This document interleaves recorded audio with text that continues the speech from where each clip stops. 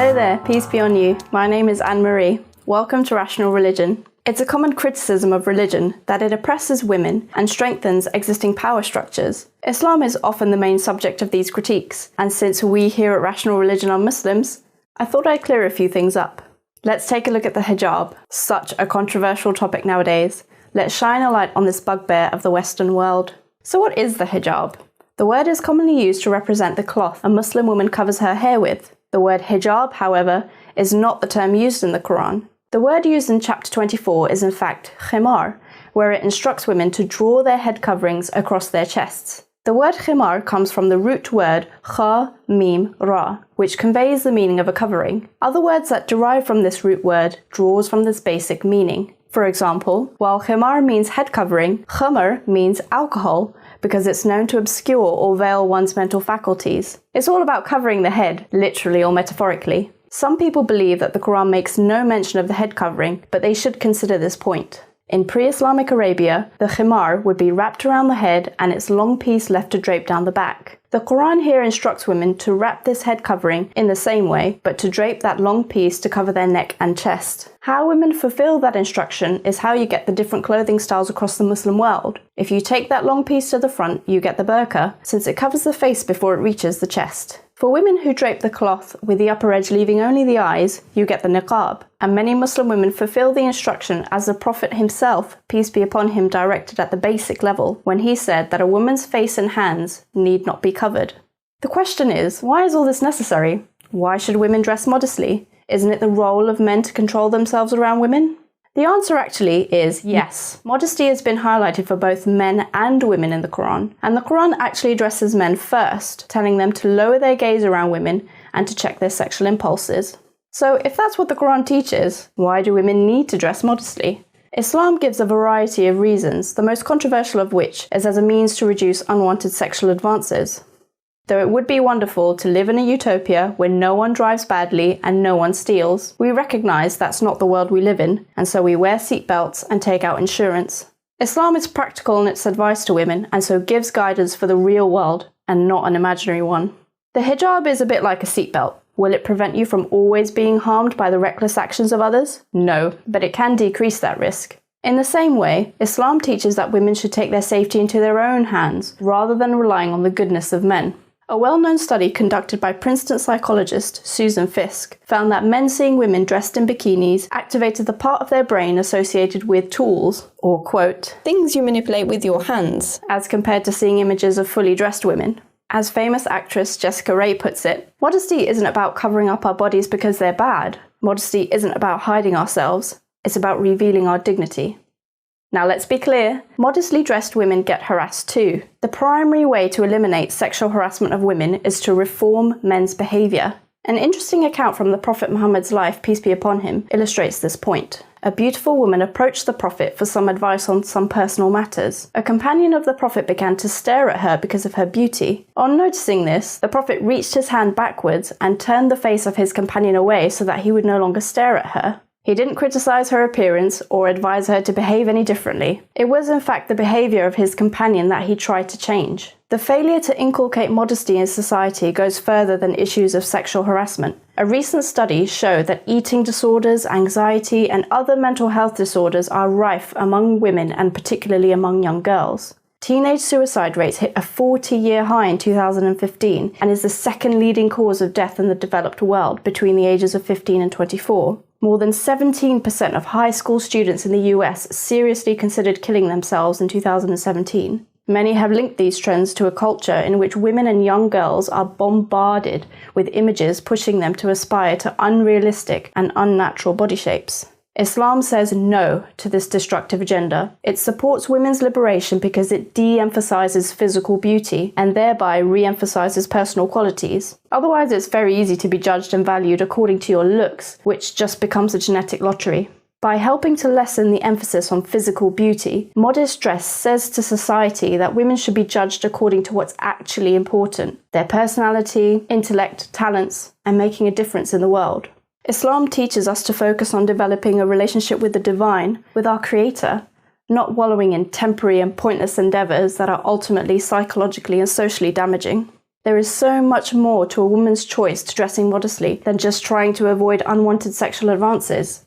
It brings a much deeper meaning to your relationship with the divine and commitment to something much greater than yourself and the temporary material world. My dedication is to God and not to the whims of culture and the fashion industry.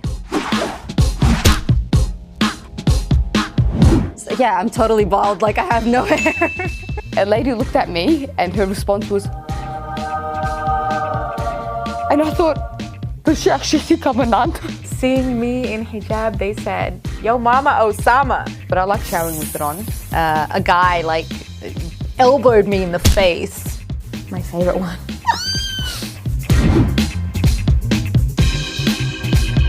I covered at a very young age. I was 12 years old when I but permanently started wearing the hijab. And I told my parents that I wanted to wear it. And they said, are you sure? Dad, I'm gonna wear hijab next week on Thursday. And he was like, no you're not. It stayed with me for a very long time. I decided to wear hijab when I was 25 years old. It was my own decision. And I kept that up for 6 years or so. I always was making a statement walking down the street about who I was as a person. Oh my God, I think I've been wearing hijab for 13 years. 13 bloody years of oppression. Yeah, I've oppressed my hair. Yeah, I've neglected it. I was never forced to wear hijab. I initially put the hijab on because it was a symbol of my conviction of faith. I chose to put it on, I chose to take it off. All right, next question.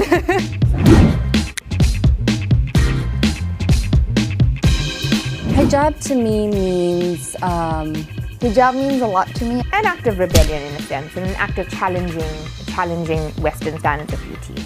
It means that you identify yourself as a practicing Muslim. it represents everything I stand for. Hijab is my precious. I believe it's something that I do solely for the sake of God.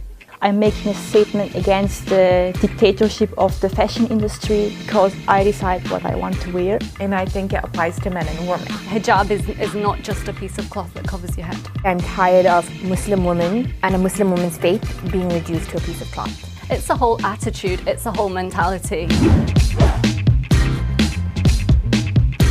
I'm sick of other people deciding how I'm meant to be and how I'm meant to look. Haram police brothers. Oh, sister, this too much makeup, you're going to burn in hell. That's not hijab. Focus on yourself. And of course, when you wear your heart on your sleeve, as they say, you face with a lot of criticism as well. I really don't think that because someone looks a certain way makes them more pious.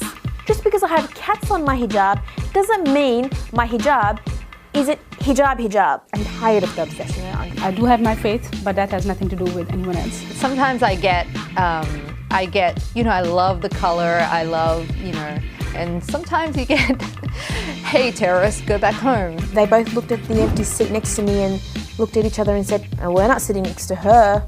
Because of this. Do you brush it? What makes this hinder me from speaking another language? You speak Spanish? English? Really? Do you understand German? I think there's too much policing of what women wear. Why do people care? I don't owe anyone any apology for my lifestyle. Mind your own business, work on yourself. As women, we should stick together and empower each other rather than bring each other down. The question I've been asked about hijab is probably if I shower in it. The answer is no. If I wear it during sex. What does covering your hair have to do with it at that point, You're seeing other parts.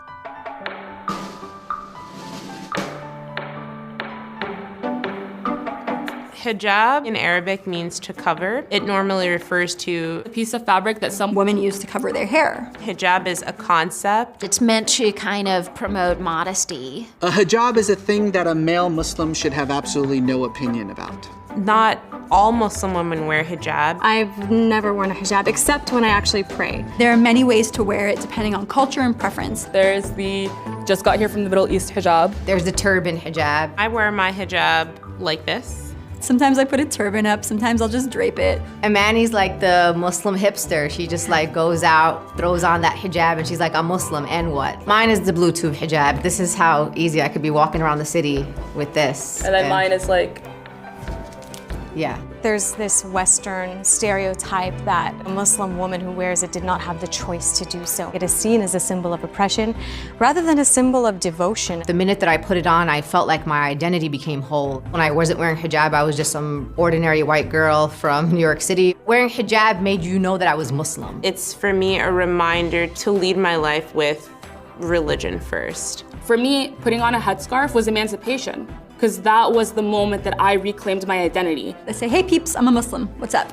My hijab takes nothing away from my intellect, takes nothing away from my passions and my values and the principles that I hold.